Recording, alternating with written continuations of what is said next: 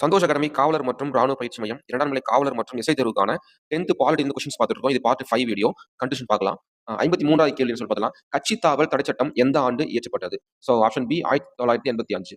மக்களவைக்கு அதிகபட்சமாக எத்தனை உறுப்பினர்களை தேர்ந்தெடுக்கலாம்?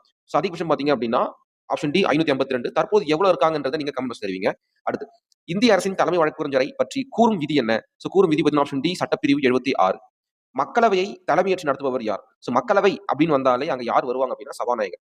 இதே வந்து மாநிலங்களவைன்னு வந்தாங்கன்னா அங்க துணை குடியரசுத் தலைவர் தலைமையேற்று நடத்துவார். அடுத்த கேள்வி, இந்திய அரசின் தலைமை வழக்கறிஞரை யாரால் நியமிக்கப்படுகிறார்? சோ இந்திய அரசு அப்படின்னு உயர் பதவி வந்தாலே அங்க யார் வருவாங்க அப்படின்னா பிரசிடென்ட் தான், குடியரசுத் தலைவர். இது மாநில அளவுல ஒரு ஸ்டேட்டுக்குள்ள ஒரு தலைவரை நியமிக்கிறாங்க அப்படின்னா அங்க பவர் யார்ட்ட இருக்குன்னா ஆளுநர்கிட்ட இருக்கும். அடுத்த கேள்வி, இந்திய உச்சநீதிமன்றம் எந்த ஆண்டு தொடங்கப்பட்டது? 1950. தற்போது உச்சநீதிமன்ற நீதிபதியின் எண்ணிக்கை எவ்வளவு இருக்கு அப்படின்னா 34. உச்சநீதிமன்ற தலைமை நீதிபதியினுடைய ஓய்வு பெறும் வயது பாத்தீங்கன்னா ஆப்ஷன் பி 65. இது உச்சநீதிமன்றம். அப்போ உயர் நீதிமன்றத்தின் நீதிபதியினுடைய ஓய்வு பெறும் வயது என்ன? கண்டுபிடிங்க. இதுலயே இந்த ஆப்ஷன்லயே இருக்கு. ஓகே. மாநில ஆளுநரின் நிர்வாக அதிகாரத்தை பற்றி கூறும் சட்டப்பிரிவு எது? சட்டப்பிரிவு 154. சட்டப்பிரிவு 154. ஜம்மு காஷ்மீர் மாநிலத்திற்கு சிறப்பு அந்தஸ்து எப்போது நடைமுறைக்கு வந்தது? 1957 நடைமுறைக்கு வந்துச்சுங்க.